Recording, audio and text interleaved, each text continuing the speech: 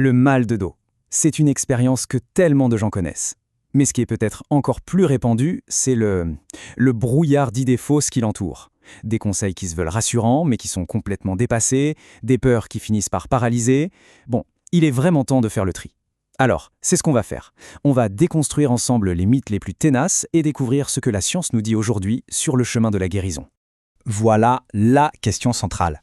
Parce que face à la douleur, nos pensées, nos croyances, elles peuvent être soit notre plus grand frein, soit notre meilleur moteur. C'est simple, elles influencent directement nos actions, nos émotions et au final, notre capacité à aller mieux.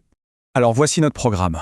On va d'abord s'attaquer aux fausses croyances les plus coriaces, celles sur le repos, l'imagerie, les médicaments. Ensuite, on explorera les approches qui marchent vraiment aujourd'hui, avec un exemple super concret en France. Et on finira avec des clés d'action que tout le monde peut utiliser. Allez, on commence par le réflexe numéro 1 face à la douleur, tout arrêter. Cette idée que le repos complet est la solution miracle, elle est vraiment ancrée partout. Mais est-ce qu'elle est justifiée? Ça, c'est la phrase qu'on entend partout, qu'on se répète en boucle. Je me suis fait mal, donc, logique, je ne dois plus bouger.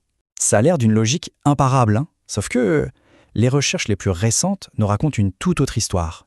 Et cette croyance, elle est incroyablement partagée. Regardez ça, les études montrent que 76% de la population pense à tort que le repos est la meilleure chose à faire. C'est énorme, c'est la norme en fait, pas l'exception. On est face à un véritable changement de perspective. D'un côté, on a la peur du mouvement, qui entretient un cercle vicieux de protection et de faiblesse. Et de l'autre, on a une approche où l'activité est vue comme un outil de guérison. Rester actif, de manière adaptée bien sûr, ça aide à nourrir les tissus, à garder de la force, de la souplesse et surtout à reprendre confiance en son corps. Passons maintenant au deuxième grand pilier des idées reçues. C'est ce besoin de voir le problème avec une radio, une IRN et de le neutraliser avec des médicaments qu'on imagine surpuissants. C'est un peu la quête de la solution technique, rapide. Qui n'a jamais pensé ça? Ah, si seulement je pouvais faire une radio, je saurais exactement d'où ça vient.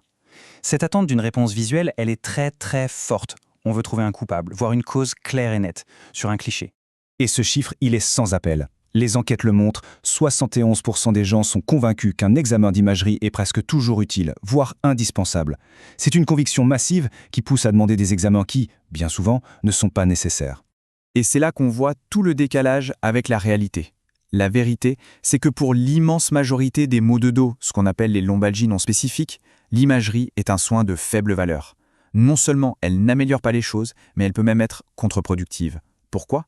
Parce qu'elle peut révéler des anomalies tout à fait normales liées à l'âge, qui ne sont pas la cause de la douleur, mais qui vont générer beaucoup d'inquiétude pour rien. L'autre versant de ce mythe, c'est la course à l'armement côté médicaments. Cette idée que les solutions de base, comme le paracétamol, sont forcément inefficaces et qu'il faut tout de suite passer à l'artillerie lourde pour être soulagé. Et là encore, le fossé entre la perception du public et la réalité est spectaculaire. Vous voyez, 76% des gens sous-estiment l'efficacité des antidouleurs simples. Pourtant, les données scientifiques sont formelles. Dans la plupart des cas, ils sont suffisants pour gérer l'épisode douloureux et permettre de rester en mouvement. En plus de ça, les recommandations actuelles insistent vraiment sur la nécessité de limiter, voire d'éviter certaines classes de médicaments. Les opioïdes, les gabapentinoïdes, les benzodiazépines, ils présentent des risques importants pour une efficacité qui n'est pas prouvée dans ce contexte. Ce sont des soins de faible valeur à utiliser avec une extrême prudence. Bon, si le repos total, l'imagerie à tout va et les médicaments forts ne sont pas la solution, alors on fait quoi? Passons de la déconstruction à la construction. Quelle est l'alternative? Le concept clé aujourd'hui, c'est celui de soins de haute valeur. L'idée est toute simple, on se concentre sur ce qui marche vraiment. Et ce qui marche, c'est de rendre la personne actrice de sa guérison, à travers l'activité et l'éducation, plutôt que de la rendre passive face à des traitements qu'elle subit. Et cette approche, elle repose sur 3 piliers fondamentaux. Premièrement, bouger. Le mouvement n'est plus l'ennemi. Deuxièmement, être rassuré. Comprendre que dans la grande majorité des cas, il n'y a rien de cassé, rien de grave. Et troisièmement, prendre les rênes. C'est l'autogestion, c'est-à-dire avoir le pouvoir de gérer sa douleur et ses activités au quotidien. Tout ça, ça peut sembler un peu théorique. Mais est-ce que ça marche en pratique, à grande échelle?